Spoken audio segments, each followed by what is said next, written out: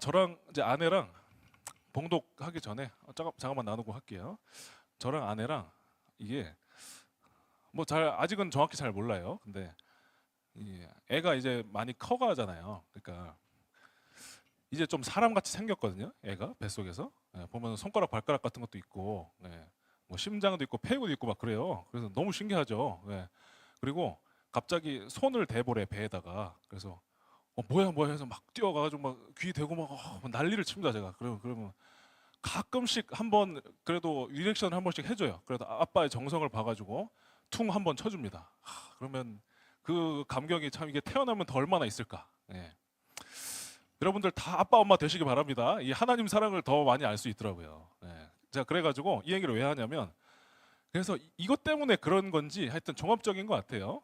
저도 그렇고 아내도 그렇고 우리 청년부 위해서 기도할 때 저희가 이제 엄마 아빠가 돼서 그런지 이게 참 사랑하는 마음이 좀 차원이 달라지더라고요. 그러니까 물론 제가 한 분 한 분 다 뭐 이렇게 저희가 인원이 많으니까 막 엄청 피부에 느끼게 제가 물리적인 시간을 함께 할 수는 없지만 이렇게 마음과 이 정말 태도라고 해야 될까? 정말 그 진정성 그리고 기도의 어떤 뭐 퀄리티라고 해야 되나? 그런 것들이 정말 이 자식같이 사랑한다는 게 뭔지 이런 걸 점점 더 이게 알아가면서 앞으로도 더 많이 알아가겠지만요. 그래서 결론은 이거예요. 하나님이 여러분을 한 사람 한 사람을 얼마나 사랑하시는지 여러분의 어떠함과 아무 상관없이 이게 부모의 사랑이구나. 무조건적인 사랑. 내 자식이니까 그냥 이쁜 거 있잖아요. 그게 하나님 사랑이더라고. 그래서 저희 부부도 점점 더 그 마음이 드는데 저희 아기뿐만 아니라 모든 청년분들에 대해서도요. 이 마음 자체가 그렇다는 겁니다. 그래서 참 어떻게 하면 제일 좋게 할 수 있을까? 제일 좋게. 제일 좋은 거는 이제 하나님의 사랑을 조금이라도 더 아는 거잖아요. 그래서 최대한 전달해드리고자 저도 거기에 포커스를 맞춰서 아내하고 지금 찬양 콘티도 짜고 설교 말씀도 세팅을 그렇게 하고 있어요. 그러니까 성경에는 크게 두 가지가 메시지가 있어요. 하나는요, 하나님을 너가 사랑해라 이게 있고요. 그 반대로는요, 하나님이 너를 사랑하신다 이게 있어요. 근데 두 개가 다 균형이 있어야 되는데 저는 지금으로서는 제 마음이 하나님이 여러분을 사랑하십니다. 이쪽으로 점점 더 가는데 이게 주님 마음이신 것 같아요. 지금 저희 청년부를 향해서. 근데 뭐 둘 다 당연히 하긴 할 겁니다. 하나님이 여러분을 얼마나 사랑하시는지 여기에 대해서 우리가 관심을 좀 더 많이 가지시고 상상과 생각을 좀 하면서 살기를 축복합니다. 이것만큼 인생에 중요한 것도 없고 힘주는 것도 없고 다른 모든 지금 겪으시는 것들에 대해서 내 시각을 변화시키는 게 없어요. 하나님이 여러분 한 사람 한 사람 얼마나 사랑하시는지 이거 교회에서 하도 들어가지고 어릴 때부터 이거 무시하면 안 됩니다. 이게 제일 중요해요. 이게 다예요 그냥 기독교에. 그 다음에 내가 하나님을 사랑하는 거, 이웃 사랑하는 거 이렇게 되는데 이 첫 번째 게 안 되면 뭐 다 안 됩니다. 그래서 오늘 말씀 제목이 저희의 정체성 일곱 번째 시간인데 제목이 값을 주고 산 보물이에요. 값을 주고 산 보물. 여러분 한 분 한 분이 값을 주고 산 보물이란 얘기죠. 나의 어떠함과 아무 상관없이 그냥 하나님의 자녀라는 그거 하나만 때문에요. 무조건입니다. 무조건. 그죠? 예. 본문 두 구절밖에 없어서 제가 먼저 읽고 여러분들이 읽어주시면 되겠습니다. 신명기 7장 6절 말씀 제가 읽어드릴게요. 너는 여호와 내 하나님의 성민이라. 내 하나님 여호와께서 지상 만민 중에서 너를 자기 기업의 백성으로 택하셨나니. 함께 읽겠습니다.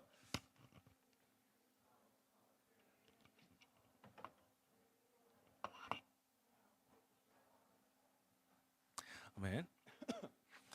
여러분 여러분한테 최고의 보물이 뭐냐고 하면은 근데 카메라를 조금 이렇게 내려주시는 게 나을 것 같아요.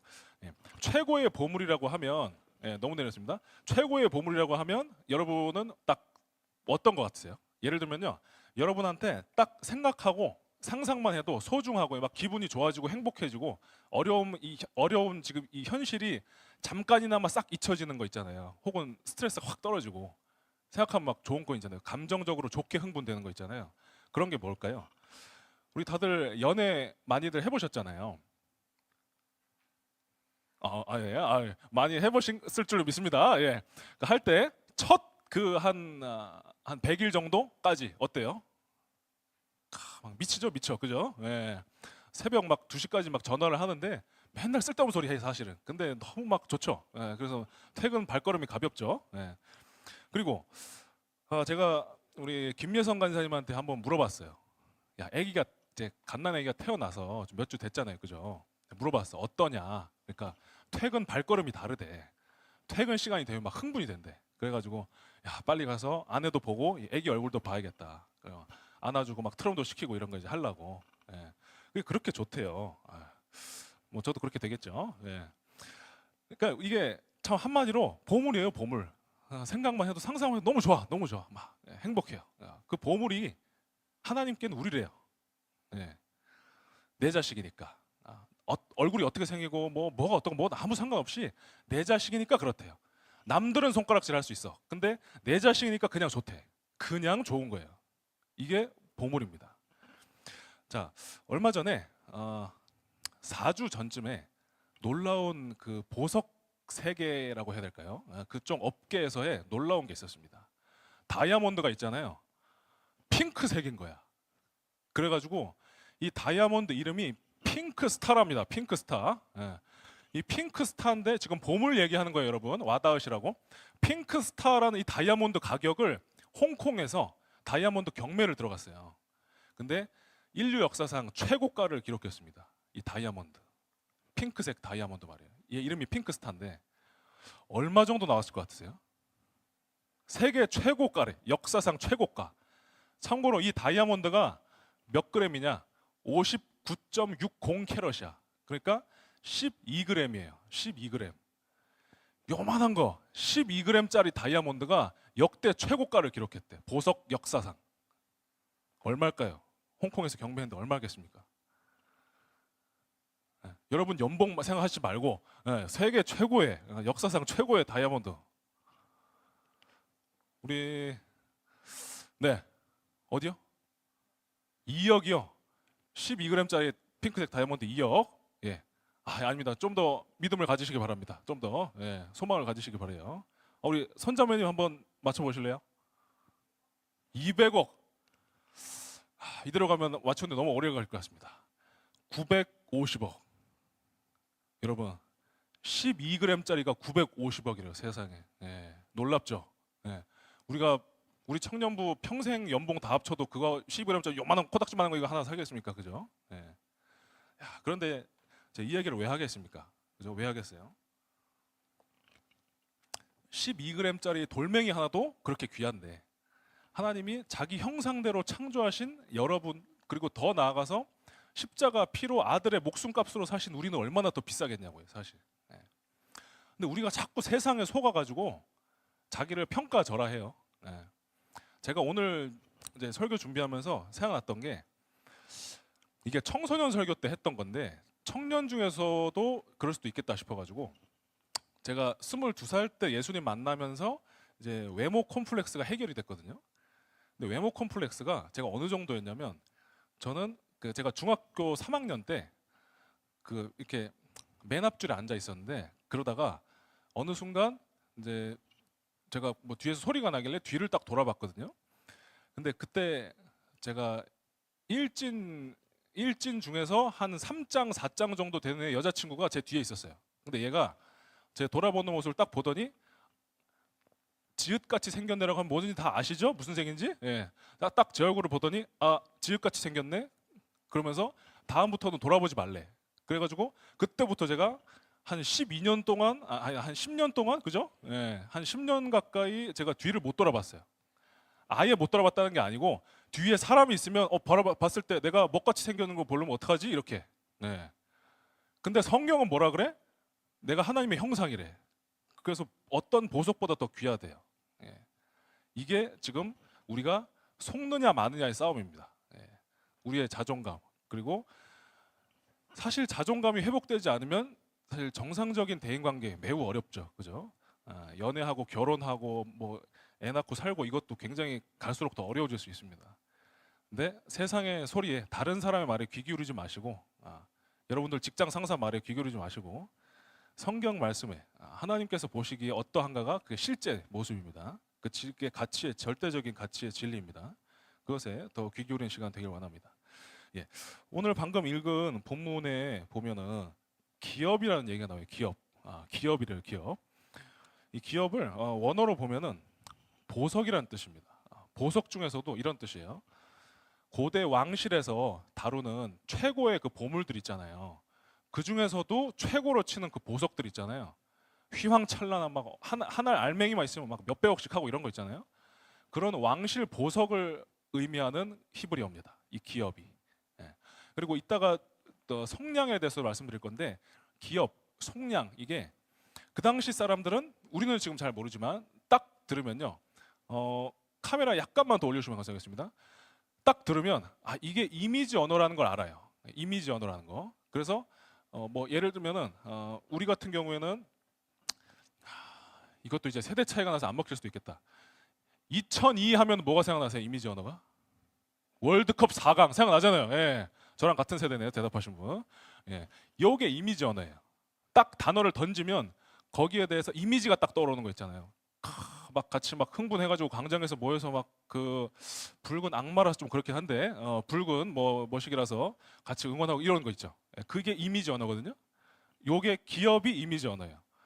여러분이 왕실 보석이다 이게. 그리고 속량도 이미지 언어입니다.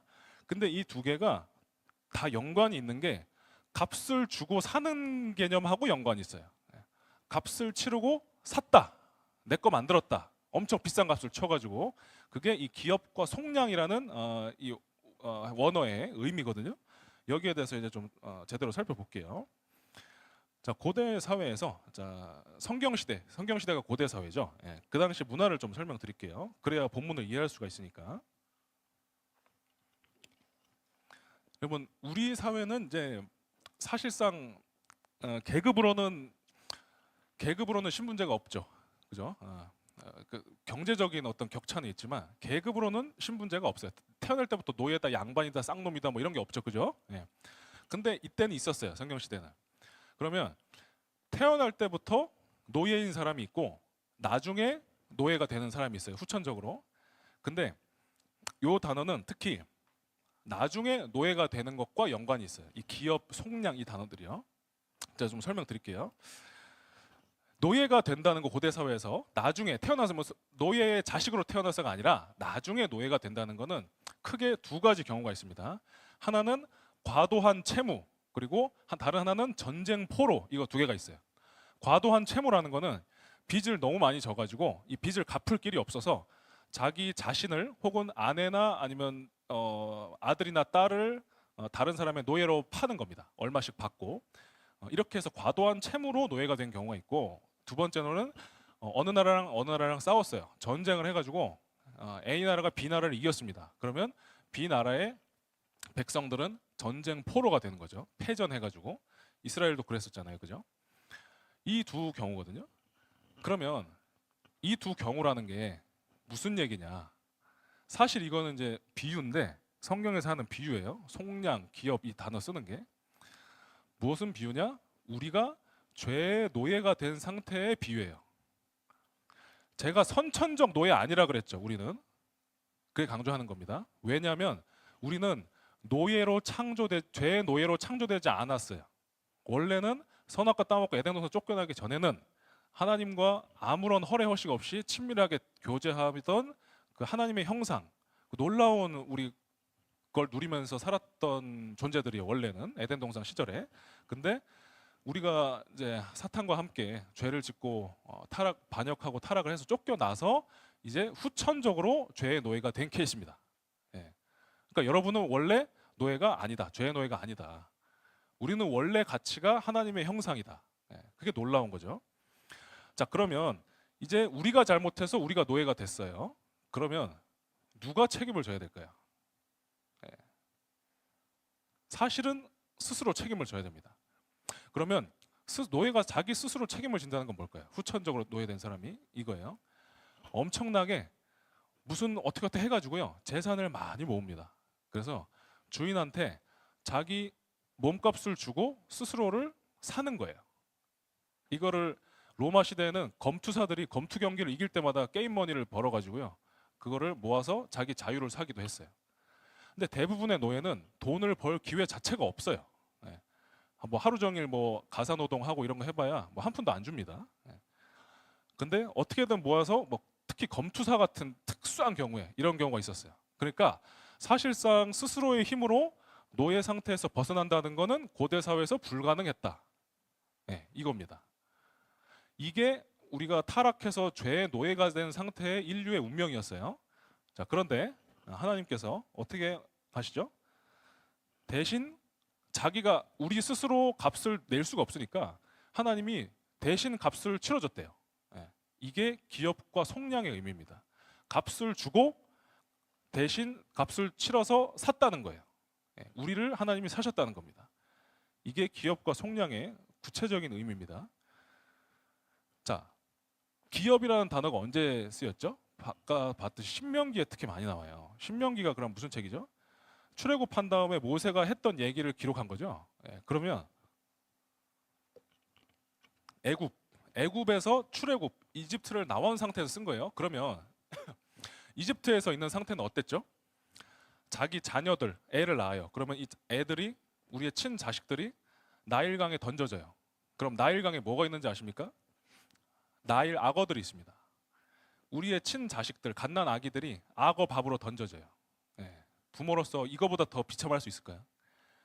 그리고 눈 뜨는 순간부터 해질 때까지 계속 벽돌 만들고 피라미드 짓는데 동원돼서 강제 노동을 해야 됩니다. 이거보다 더 비참한 상태는 없겠죠. 이게 이스라엘 백성들의 이집트에서의 노예된 상태였어요. 이게 죄의 상태라는 거죠. 이집트는 특별히 우상들이 참 많았습니다. 별의별 게 다 신이에요. 달도 신이고 태양도 신이고 심지어 벌레까지 신입니다. 예. 이런 나라에서 이런 나라의 자체가 비유하는 게 뭐냐면 우리 마음 안에 수많은 그 우상들이 있는 걸 비유하는 거예요. 이 우상들과 이 죄의 포로가 된 상태가 에덴에서 쫓겨난 우리 원래 상태라는 거예요. 하나님의 형상대로 창조됐지만 그 이후에 타락한 그 원래 상태 말입니다. 그게 뭐가 있을까요? 요즘에 우리는요, 뭐 사슴이니 태양이니 달이니 뭐 벌레를 신으로 섬기진 않습니다. 그죠? 근데 똑같이 우리도 이어지고 있는 게 뭐냐면 탐심이에요. 탐심이 곧 우상 숭배니라 골로새 3장에 말씀하셨거든요. 탐심의 종류가 참 많죠. 음란, 교만, 남을 밟고 설려는 거, 뭐 지나친 경쟁심이라든지 컴퓨터 게임 중독, 뭐 각종 미디어 중독이 될 수도 있고요. 아니면 외모에 대한 어떤 지나친 관심도 될 수 있고 별의별 게 다 될 수 있습니다. 별의별 게. 심지어 가족이 우상이 될 수도 있어요. 그죠? 오늘날에도 팀 켈러가 이렇게 말했습니다. 오늘날 현대인들의 마음은 우상의 공장이다 이렇게 했어요. 사람의 마음은 우상 공장입니다. 그래서 사실 저희가 우상 숭배에 필연적으로 계속 빠져 있고 그걸 계속 회개하고 복음으로 거룩하게 깨끗하게 해 나가는 과정이죠. 신앙생활이. 그죠? 근데 이 상태에서 주님이 우리를 구원하셨다는 겁니다.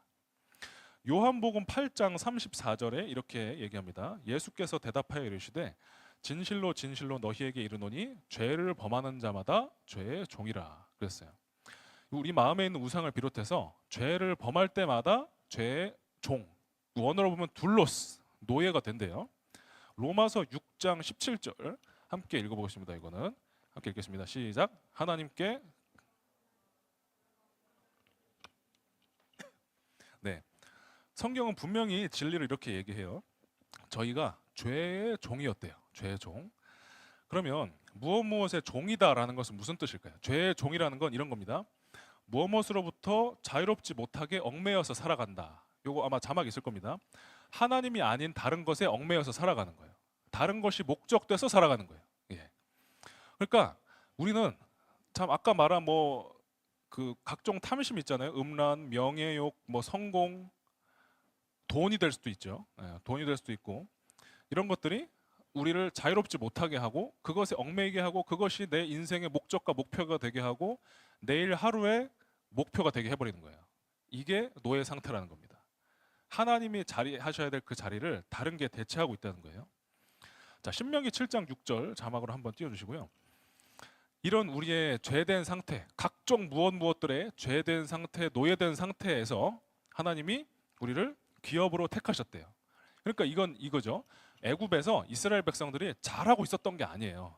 잘하고 있었던 게 아니고 연약하고 승리하지 못하고 우상 숭배 가운데 무기력하게 살고 있었는데 잘 못하고 있을 때, 그 하나님의 원수 되었을 때 심지어 우리를 십자가의 피로 대속하셨다 그랬잖아요. 로마서 5장 8절에. 그러니까 우리가 잘하지 못하고 있었는데 하나님이 우리를 기업으로 보물, 기업이 보물이라고, 보석이라고 하죠. 왕실 보석, 보석으로 택하셨다는 거예요.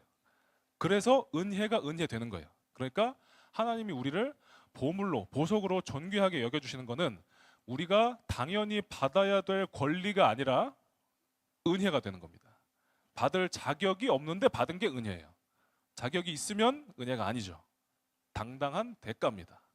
그래서 우리는 죄의 노예 상태였는데 그 상황임에도 불구하고 하나님이 우리를 보물로 삼아 주셨다.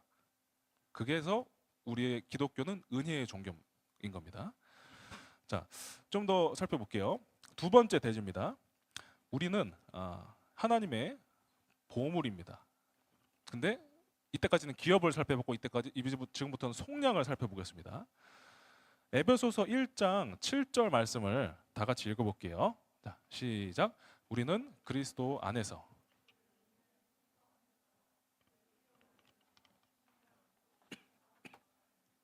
아멘. 이 속량이라는 거는 좀 너무 특히 좀 중요하기 때문에 헬라어도 한번 띄워드릴게요. 아폴리트로시스라는 단어입니다. 이게 노예 해방이라는 단어예요. 가격을 주고 노예를 샀다 이런 뜻입니다. 자, 여기서 여러분들이 최대한 와닿을 만한 이미지 언어라가, 이게 다 이미지 언어라 그랬잖아요. 속량 기업 이런 게. 이미지 언어가 뭐가 있을까? 우리는 노예라는 걸 몰라요. 네. 그래서 신분제를 모르기 때문에 우리가 그래도 간접적으로 체험할 수 있는 게 대중 매체잖아요. 그죠? 여러분, 남궁민하고, 이름이 안은진이네. 안은진 남궁민 배우가 주연을 했던, 죄송합니다. 제가 드라마를 잘 몰라가지고, 연인, 네. 연인이라는 드라마 보신 분 손 들어보세요. 몇 분 안 되는구나.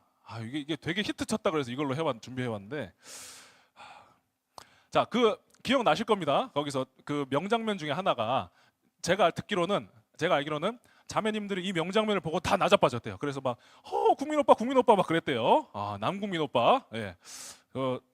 전 잘 모릅니다. 어쨌든 그렇답니다. 예. 그 장면이 뭐냐? 예. 이 안은진 배우님이 그 청나라의 노예로 팔려간 거예요. 이 드라마를 안 봐가지고, 드라마 좀 많이 보세요, 여러분. 성경 많이 보세요. 예, 성경 많이 보세요. 예, 죄송합니다.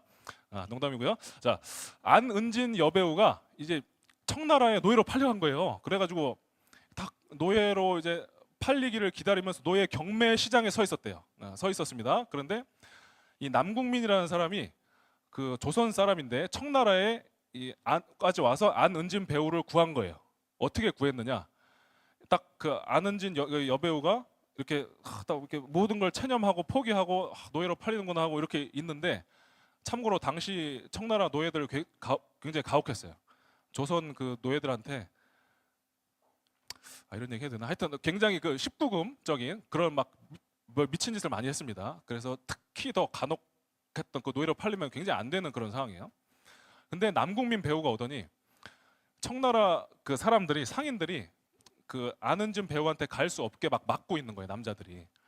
근데 이 드라마에서 나오는 장면들 있잖아요. 막 딱 주인공이 가면은 팍 하면은 이 덩치 큰 남자는 막 나가 떨어지고 이런 거 있죠. 팍팍 하면서 다 치고 나가는 거예요. 그래서 안은진한테 딱 가가지고 손을 딱 이렇게 잡고 이렇게 딱 구출을 해내는 그런 장면이 있어요. 난리가 났었답니다. 이거 방영됐을 때. 예. 자, 이게 속량입니다. 예. 여기서 남궁민은 누굴까요? 예, 하나님 아니면 예수님입니다. 그리고 안은진 배우는 누굴까요? 예, 우리입니다. 우리 에클레시아, 신부된 교회예요. 예. 자, 그러면 이거를 좀 대화로도 좀 표현해 볼게요. 제가 뭐 이런 걸 잘 뭐 이렇게 하는 사람은 아닌데 제가 대본을 한번 써봤습니다. 제 1인 2역으로 한번 해볼게요. 자, 먼저 등장인물 소개 한번 드리겠습니다. 여기서 노예 상인은 마귀고요. 자비로운 주인은 아버지 하나님, 그리고 노예들의 이름은 에클레시아, 교회, 우린 거예요. 그리고 이 자비로운 주인의 아들의 이름은 예수님인 겁니다. 그러니까 속량이라는 그 이미지 언어라 그랬잖아요. 그게 고대 사회 우리가 안 살아봤으니까 제가 좀 약간 대본식으로 최대한 표현해 볼게요. 자, 마귀 노예 상인이 이렇게 말합니다. 야, 여기 있는 이 노예들, 참고로 요거는 좀 아셔야겠다. 로마 제국에서 노예를 어떻게 판매를 하냐면요, 다 나체로 발가 벗겨요. 남자 여자 할 거 없이 다 나체로 발가 벗긴 사람 다음에 노예를 경매로 사거든요. 보통 사러 온 그 수많은 사람들 앞에 공개적으로 완전히 나체인 상태로 이렇게 일렬로 세웁니다. 그리고 목걸이 같은 걸 걸어놔요. 거기 써 있어요. 나이는 얼마고 어디 출신지고 뭐 이런 것들 있잖아요. 그러면 경매를 합니다. 예를 들어서 뭐 제가 노예로 팔려요. 그럼 제 차례가 나왔어. 경매할 차례가 나왔어. 그러면 노예 상인이 막 흥정을 합니다. 얘는 뭐 나이가 어떻고요, 뭐 힘이 좋고요, 막 이렇게 해요. 그러면 사겠다는 관심이 있는 사람들이 막 가격을 부릅니다. 그리고 가까이 와요. 그래서 이 벌거벗은 상태의 노예를 여기저기 훑어봅니다. 그리고 온몸을 막 만져보기도 해요. 그래서 가격 흥정을 하는 겁니다. 그러니까 한마디로 노예는 사람이 아닌 거예요. 물건인 거예요. 예. 그래서 이 노예 상인, 이 가격 흥정을 한 노예 상인인 마귀가 이렇게 얘기합니다. 자, 이 노예들은 엄청 비싸서 못 살 겁니다. 일부러 그렇게 하는 거죠. 예. 그런데 자비로운 주인, 이제 하나님 아버지시죠. 근데 그 노예들이 그냥 무조건적으로 너무나 사랑스러운 거예요. 예. 참 이게 말도 안 되는 복음이죠, 그죠? 그 비참한 몰골로 있는 우리를, 죄 노예 상태인 우리를 말이죠. 그래서 하나님이 얼마냐, 내가 주고 사겠다. 왜냐하면 다른 이유는 없어요. 뭐 구원해줘가지고 뭐 시켜 먹으려고, 부려 먹으려고, 이게 아니고 사랑하기 때문에 구원하려는 거예요. 그런데 이 노예 상인이 말도 안 되는 소리를 합니다. 이거는 얘네들 목숨값은 뭐 하나님의 형상대로 창조되기도 했고, 이 정말 또 하나님께서 정하신 가격인 거죠. 저희들의 가격이 목숨값인 거예요. 목숨값. 그러니까 뭐 얼마 주고 못 사는 존재라는 거예요. 하나님이 정하신 거예요. 마귀가 이렇게 말합니다. 얘네들 가격은 돈 주고 못 사는 가격이다. 그래서 사람 목숨으로밖에 못 산다. 얘네들 목숨은 목숨으로밖에 못 산다. 돈으로 가치를 매길 수 없는 보석들이기 때문에 마귀가 그렇게 얘기하는 겁니다. 노예 상인이. 그래서 자비로운 주인이 이렇게 얘기합니다. 그러면 내가 무조건적인 사랑으로 얘네들 너무 이뻐 보이고 사랑하기 때문에 목숨 주고 살게, 이렇게 얘기하는 거예요. 근데 마귀가 이렇게 얘기하는 겁니다. 노예 상인이. 자, 그러면 당신한테 가장 중요한 목숨, 당신이 여러 명의 자녀가 있는 게 아니라 자녀가 딸도 하나도 없고 아들 딱 하나, 외동아들 하나 있어요. 독생자라 그러죠. 외동아들 하나밖에 있는 그 아들을 목숨을 주면 내가 이 노예들 목숨 값으로 쳐서 풀어주겠다. 당신에게 소유하게 해주겠다, 이러는 거예요. 이게 복음의, 기독교의 말도 안 되는 소리입니다. 여러분, 여러분한테 가장 소중한 사람이랑, 여러분이랑 아무 진짜 상관도 없고 비참한 노예에 있는 뭐 길거리 노숙자라고 할까요? 길거리 노숙자 한 명을 구원하기 위해서 여러분의 가족의 목숨을 희생하겠습니까? 미쳤다 그러죠, 그죠? 네. 그래서 어떻게 보면 하나님은 제정신이 아니신 것 같이 보일 때가 있습니다. 왜냐하면 무조건적인 사랑이라는 게 그런 거거든요. 예. 자, 그런데 예수님은 외동아들이세요. 친자식이세요. 근데 우리는 성경이 비유하기를 친자식이 아니라 입양한 자녀라고 합니다. 이게 무슨 뜻이냐면 외동아들, 독생자는 예수님 뿐이고 우리가 그분의 은혜로 인해서 하나님께 자녀로 삼아졌다는 거예요. 이 값을 추고 사서 우리가 양자로 들어갔다는 거예요. 이게 복음의 핵심이에요. 이게 아니면 어떻게 되죠? 하나님이 우리를 목숨값을 치러서 구원해 주는 거는 은혜가 아니라 권리가 되는 거예요. 예. 우리도 예수님이랑 똑같이 하나님의 친자식이니까. 이게 사실 정확한 그 개념이거든요. 은혜가 왜 은혜냐, 구원이 왜 은혜냐, 우리가 입양된 거라서, 친자식이 예수님뿐이라서 이런 거예요. 예, 계속 좀 대본을 설명해 드릴게요. 근데 하나님이 자기 아들한테 물어봅니다. 근데 하나뿐인 내 아들아, 나는 이들이 사랑스러워서 너를 죽여서라도 이들을 구원하고 싶은데 네 생각은 어떠냐, 그러는 거예요. 근데 예수님이 대답하시는 겁니다. 저도 아버지와 같은 생각, 같은 마음입니다. 저도 원합니다. 제 목숨을 바쳐서라도 제가 십자가에 대신 못 박혀서라도 저들을 구원하고 싶습니다. 예수님의 대답인 거예요. 그래서 예수님의 이 대답 있잖아요. 내가 대신 죽어서 저 노예들을 구원하겠습니다. 이 대답을 다른 말로 하면 이겁니다. 마태복음 20장 28절 말씀. 인자가 온 것은 섬김을 받으려 함이 아니라 도리어 섬기려 하고, 그 다음에 다 같이 읽어볼게요. 자기 목숨을 많은 사람의 대속물로 주려 함이니라. 예, 자기 목숨 말입니다. 이걸 또 다른 말로 표현하면 이겁니다. 요한복음 3장 16절. 하나님이 세상을 이처럼 사랑하사 독생자를 주셨으니 이는 그를 믿는 자마다 멸망하지 않고 영생을 얻게 하려 하심이라.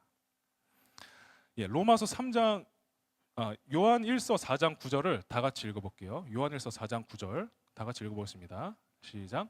하나님의 사랑이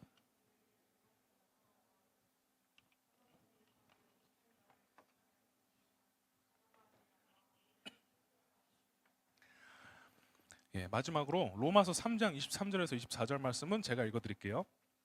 모든 사람이 죄를 범하였음에 하나님의 영광에 이르지 못하더니 그리스도 예수 안에 있는 무엇의 은혜? 속량의 은혜로 말미암아 하나님의 은혜로 값없이 의롭다 하심을 얻은 자 되었느니라. 값없이. 우리는 우리의 몸값을 지불해서 우리를 해방시킬 수 없어요. 그래서 우리가 드린 대가 지불의 값은 영원입니다. 하나님이 지불하신 값은 아들의 목숨값입니다. 예. 요약하겠습니다. 하나님께서 그 자비로우신 아버지께서 우리 한 사람 한 사람을 우리 하나밖에 없는 것처럼 친자식이신 외동아들 독생자인 예수님만큼이나 귀히 여겨서 그 아들의 목숨값을 대신할 만큼 우리를 무조건적으로 사랑해 주셨고 지금도 그렇게 하고 계시다는 거예요. 그게 오늘 말씀이자 사실은 성경 전체의 한 문장 요약입니다. 이 진리가, 이 하나님의 사랑의 진리가 우리에게 더 날마다 더 가까이 와닿기를 원합니다. 예.